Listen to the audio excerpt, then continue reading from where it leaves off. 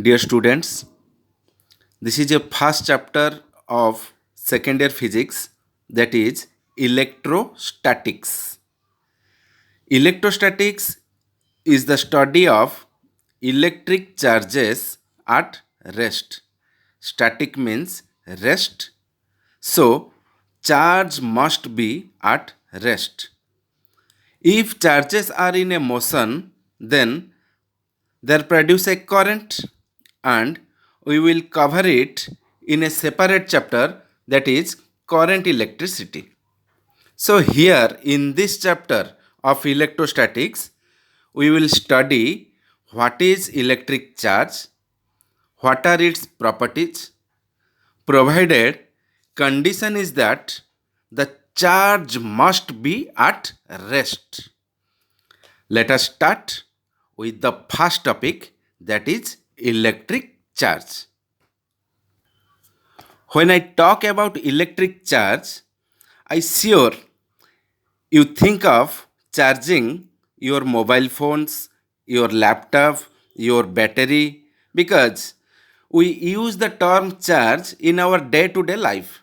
So, what is charge and what are its properties? Before I define charge, let us look at certain phenomenon which generally happen around us, and we all are aware of that. So, let us give these examples so that once I define electric charge, you can easily relate the term electric charge.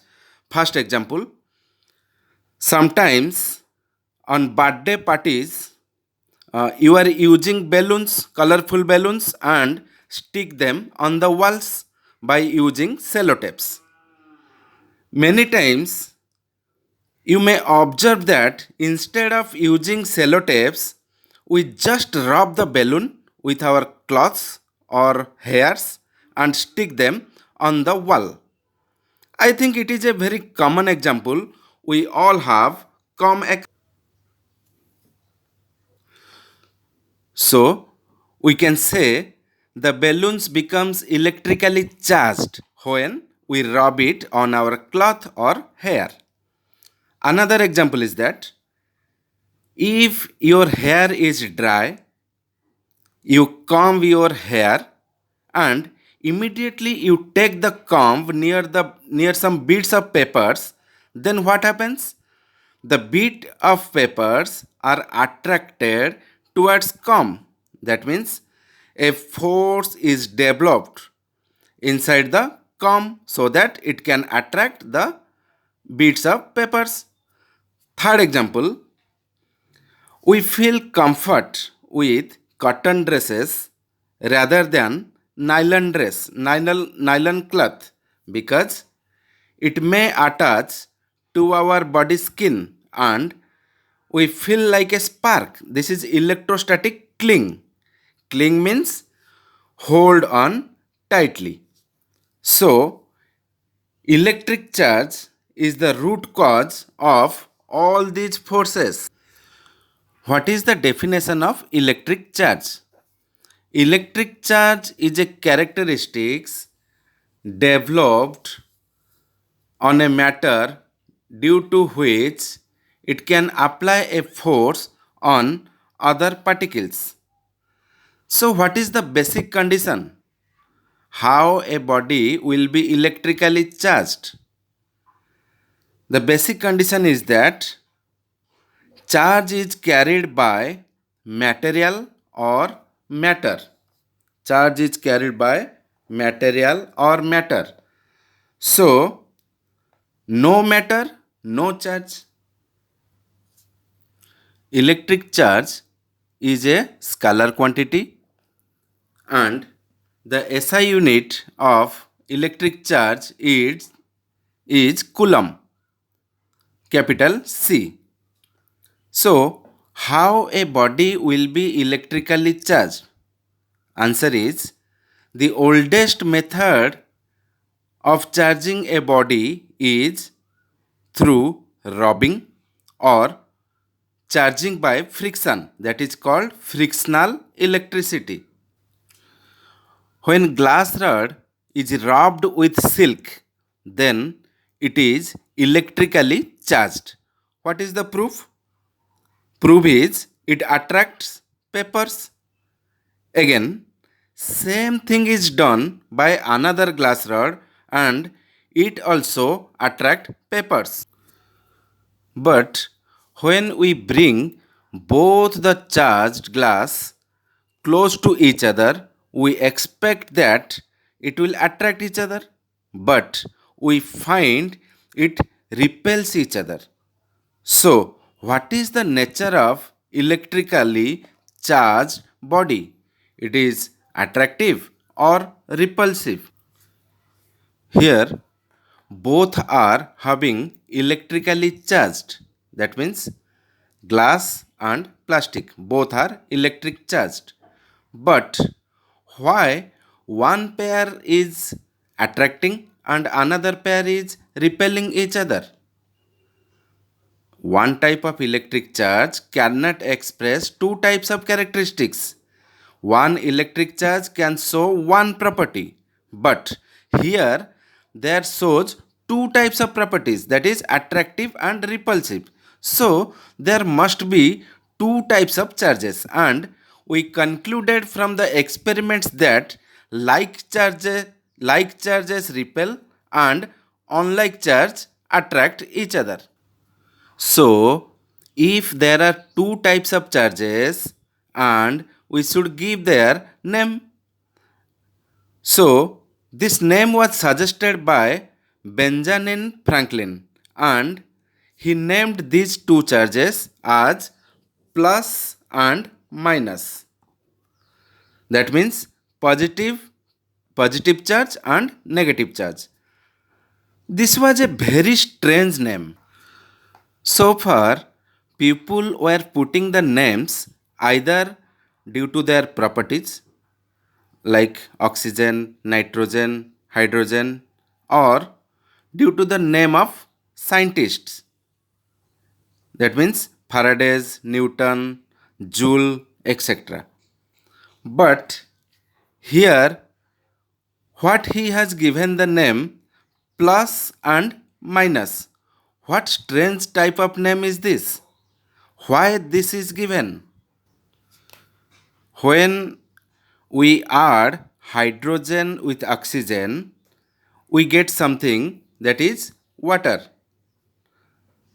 So, in physics or chemistry, whenever you add any two things, they never be destroyed. A new things will come out. But in mathematics, there is a phenomena that add two things and result will vanish, that is 0. Add plus 3 and minus 3 and the result is 0. The same thing we will see in the charge.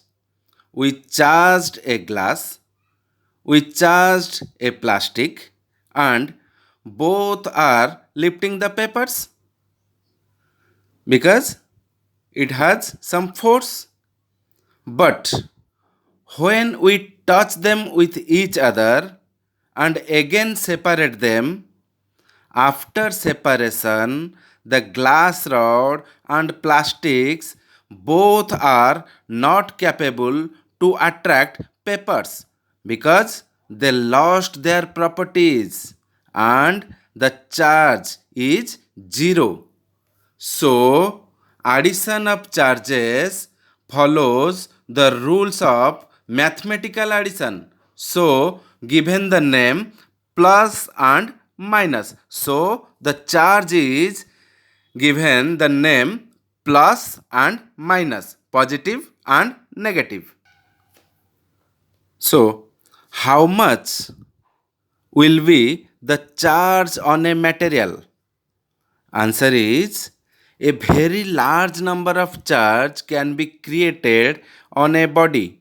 But while creating a charge, we cannot create a single charge. Charges are always developed in pairs.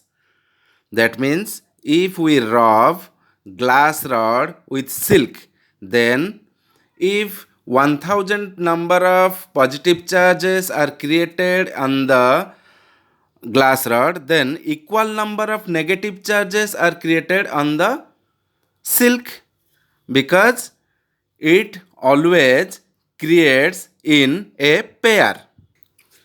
We are talking about positive charges, negative charges, but practically, where do we get these charges? The experiments were done by Faraday, and he rubbed the glass rod with plastic, and he took the charge of glass rod as positive and charge of glass rod as negative. So, anything repel the glass rod is positive, and anything which repel plastic is negative. With help of this principle, he made a series called Faraday's series or electrostatic series by Faraday.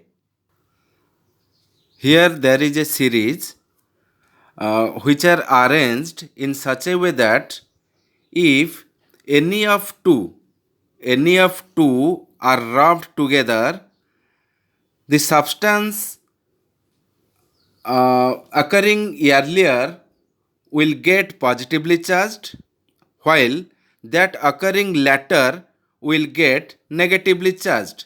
Suppose glass rod is rubbed with silk. Glass rod will rubbed with silk. So glass will come earlier and silk will come later. So glass rod is positively charged, whereas silk is negatively charged. The same silk,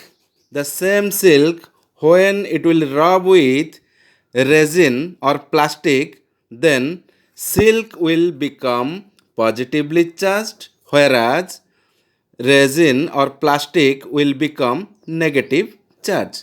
So, the substance occurring earlier will get positively charged, while that occurring later will get negatively charged. So, this is all about today. Thank you.